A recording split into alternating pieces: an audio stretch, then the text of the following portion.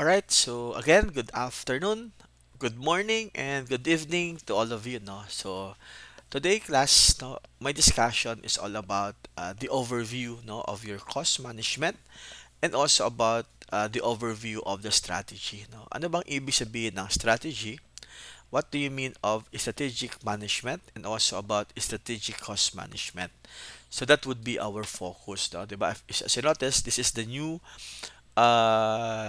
topic now for the CPA board exam, which is the strategic cost management. So, ano ba class ang ibig sabihin ng strategic cost management? Okay.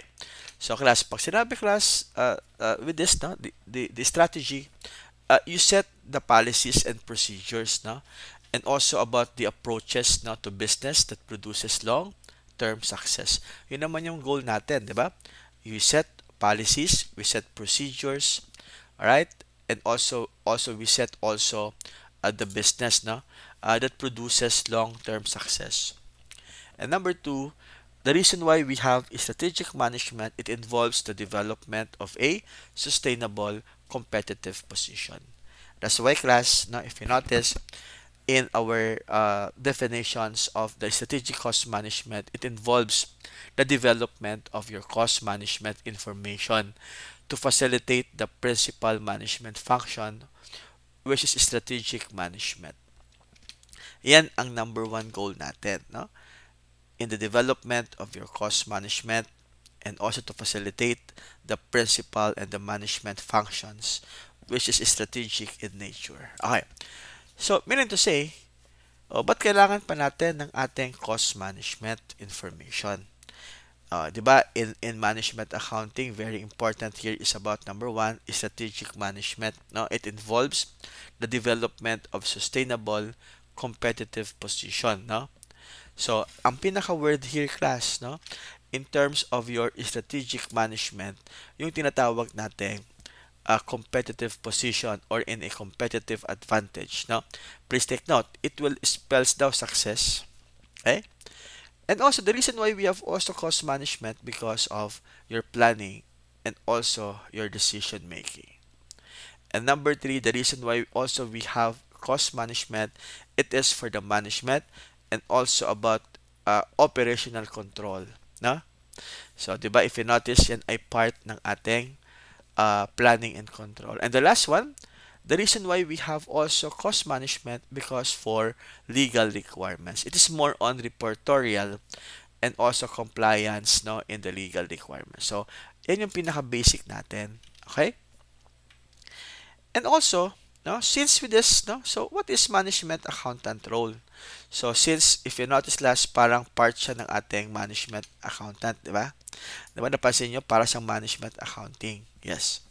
Kasi class yan ay kaparehas din, no, ng ating management accounting. No? So, in terms of this, no, as part also of your cost management, the practice of it daw, no, in which the management accountant will develop, no, or will develop and uses your management information. And with this, no, as part also of this management decision, no, it involves the applications of the appropriate techniques and also the concepts of the economic data. Yes, no? So, 'di ba, class, pag sinabing 'di ba pag sinabi nating management accounting, ano yung management accounting? The class, ano nga yung management accounting? It is for internal reporting, for decision making. Same lang naman 'yan, no? So your goal here is for making rational decisions, no? With a view towards achieving the objectives. And that would be your proper planning. Okay. So, meaning to say, no, as management accountants, they're concerned with providing information to managers for what? For number one, generally, no, management accountants do the following tasks. So, ginagawa natin is number one is scorekeeping or data accumulations. Yes. We have also here number two is about interpreting of it, diba? And also reporting of the information and also about problem solving. So, yan class yung mga part, no, ng ating mga gagawin, no, pag sinasabi nating management accounting. So problem solving, no? Or interpreting or your informations. Okay. Next one. So, management accountant provides a system. We go back to our definitions. No? So if you go to my video, no? Ano ba ang sinasabi ko about management accounting? Very important yung tinatawag nating planning. Ano yung proper planning? You set your goals, you set your objectives. Wala nang iba. You set objective, you set goals, and that would be your planning. Sabi niya, it involves setting of goals for the firm. You evaluate the various ways to meet the goals and picking out what appears to be the best way to meet the goals. And that would be proper planning. Okay? Kung malamang, ang susunod dyan ay controlling. Diba? We go back to our definitions of planning. Tama ba? Yes. No? Very important also is what you call controlling. So what is controlling? It involves evaluation of whether the performance conform with your planned goals, no? And that's one of the objective of it, no? So to have or to conform with the planned goals. Meaning to say, pag sinabi class na controlling, you should audit, no? Please take note, you should audit, you should be able to check whether our goals and objectives are being met. Baka kasi hindi naman, no? Okay? So, and also, very important, yung tinatawag nating decision making. Okay? It involves definitions or determination of the predictive information for making decision making. Okay? Yan yung ating tinatawag na controlling and at the same time, yung ating decision making. Okay? That's also one, no? Controlling and also your decision making. Okay. Next one. Very important also, no? So in terms of your decision making, ang sabi, it is an integral part, no, of your planning and at the same time you're controlling, no? That's also the basic, no? Again, decision making, integral part of your planning and also about controlling, no? And they are made to reward or to punish, no? All right? Also your decision making are made to change operations or revise plans. And the key word here is that how well the management makes decisions will determine the future profitability and possibility the survival or possibly the survival of the firm. Yan ang tinatawag nating decision making. Okay? Yan yung ating tinatawag na decision making. Okay. Ano naman yung cost accounting? But may cost accounting dito. Now, again, yes, it is part also of the strategic cost management. Meaning to say, it is the systematic set of procedures for recording and reporting the measurement of the cost of your manufacturing goods and performing services. Meaning to say, in the cost accounting, you measure, you record, you report the product cost. Ano yung product cost? The inventoryable cost. That's your total manufacturing cost or inventoryable cost. We just record our product cost. That would be your materials, labor, and overhead. While the period cost or the SG&A, they're all to be considered as expense outright. So ano yung goal natin class in the cost accounting? Its purpose is to provide managers with the information which aid your decision. Okay. So, in class yung pinaka-goal natin, no? Particularly about the cost accounting. Next one. Ano naman yung mga professional environment in your cost management?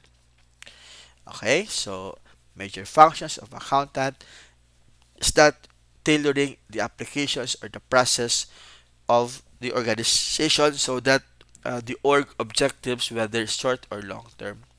So, ano yung mga ginagawa natin?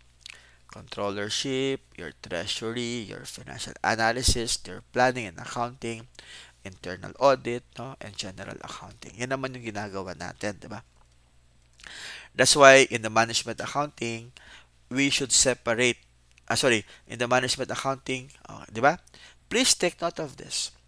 The accounting function is usually staff. Please take note of this. Tayo ay staff. Hindi siya staff literal na staff lang tayo. Hindi. Staff manager. Pag sinabing staff, it includes, or the meaning is here is we give advice and assistance. We give advice in the areas of budgeting. We give advice in terms of controlling. We give advice in terms of pricing and special decisions. Yan ay hindi kaparehas ng ating line position, because line position is you give command, diba? So controller transmit the best accounting procedures to be followed by the line people to the president, who will communicate it to the manual instructions. So sino class ang pinaka-head ng ating business? Of course, sorry, ng ating business in finance, no? Siyempre, yan yung ating finance or Chief Financial Officer, yung ating CFO, no? The CFO is the executive responsible for overseeing the financial operations of the organizations. And their responsibilities include the following. So, siya yung responsible sa controllership, sa treasury, sa risk management, taxation, and internal audit. Please take note, class, that the controllership, it includes taxation and accounting, while treasury, magkaiba yan. Mamaya, now we'll discuss the difference between the two.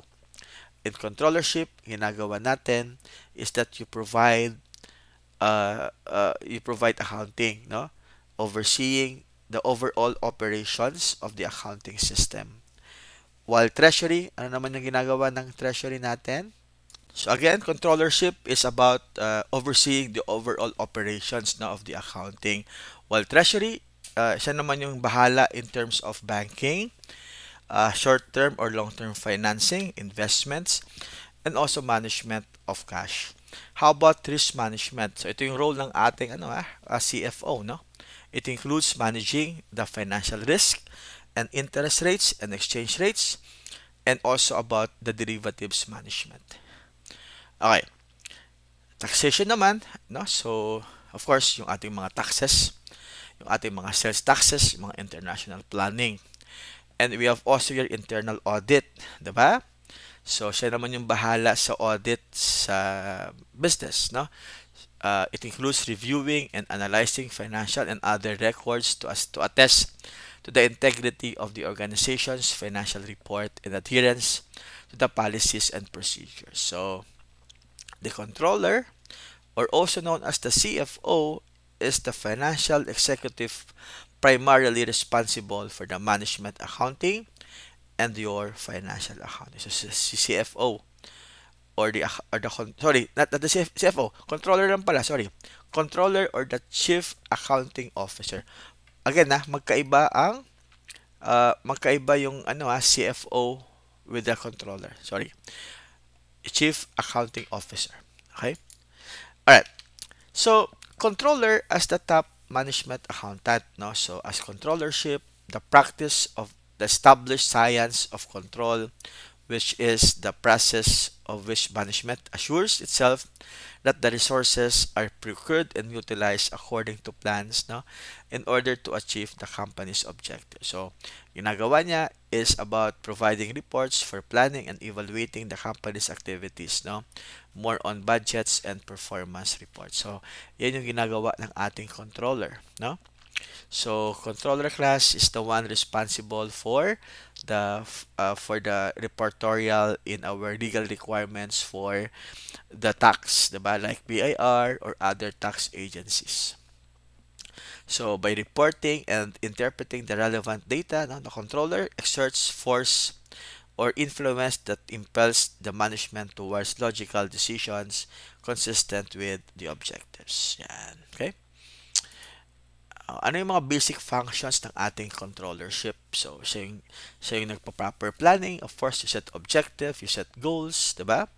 And number 2, you control, develop, controlling, you check, no, whether we measure performance, no, and to provide guidance. So, ano pa yung role ng ating controller or accounting? Reporting, prepare, analyze, and interpret the results of decision making. Okay, so more on accounting, like the number 4. Accounting, you design, you establish, and maintain general accounting system. No? And number 5, of course, the other primary responsibility. So, ano yung mga qualifications ng controller? Siyempre, dapat you have an excellent technical foundation in accounting and finance, no? With understanding and true knowledge of accounting principles. So, dapat alam mo yung accounting principles. An understanding of the principles of planning and organizing and control. Yes. And number 3, general understanding of the industry. Dapat alam mo yung industry, no? In which the company competes and the social, economic, and political forces involved. Alright, so yan yung mga qualifications of a controller, no?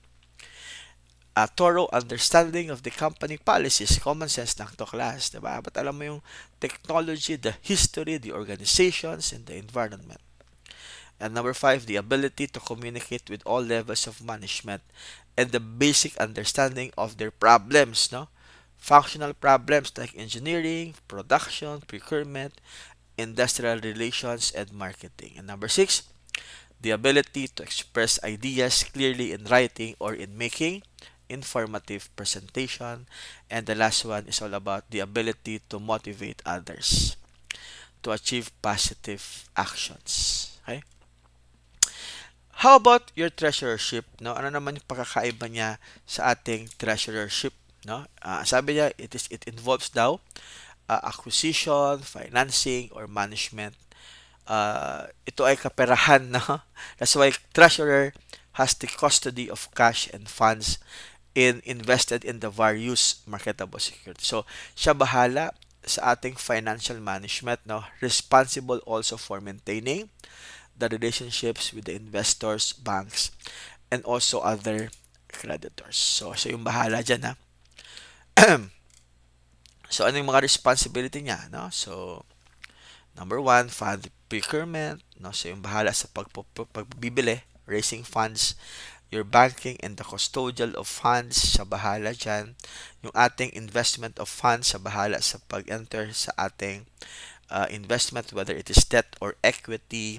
Yung ating operating responsibilities such as credit and collections, inventory management, or corporate pension. Yan. Okay? So, yan. Yan ang pagkakaiba class, no? Pag sinasabing treasurer is more on funds, more on cash, financial management. Pag sinabing controller, more on accounting. Ganun ang pagkakaiba niya. Okay? And also, very important also is the code of conduct for management accountant, no? So, dapat meron tayong ethical responsibilities in these 4 areas. Number 1, to maintain a high level of professional competence. Number 1, dapat meron tayong competence. Meaning to say, competence, dapat you're a CPA, dapat you are competent. Of course, we need also to observe limitations, professional limitations. Number 2, confidentiality. Treat sensitive matters with confidentiality. Okay? Dapat, sabi sa Tagalog, wag maging marites, wag maging tolits, diba?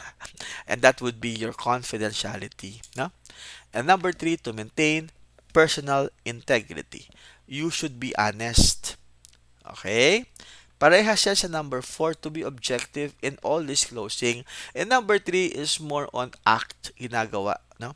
While in number 4 is more on disclosing and reporting, no? And most rules is in the ethical standards are motivated by the very practical consideration, and these rules were not generally followed in the business, no? Then the economy could come to the halt. Yun lang ang problema natin, no? Alright.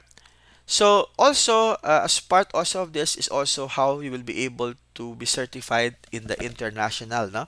Pwedeng maging CMA ka, no? You pass the qualifying exam, who has met the experience requirement and participate in the continuing education. CPA, of course, yung ginagawa natin, to be licensed, no, under the PRC, and with the CIA, who pass the comprehensive examination for internal auditing. Okay? And IMA, no? So IMA is also part of the CMA, is the principal organizations of the management accountants in the USA. So it has instituted a program to provide certification for the management accountants and your financial managers, no? And the CMA examination consists of four parts. You have economics, you have finance and management accounting. Yes, yes, no?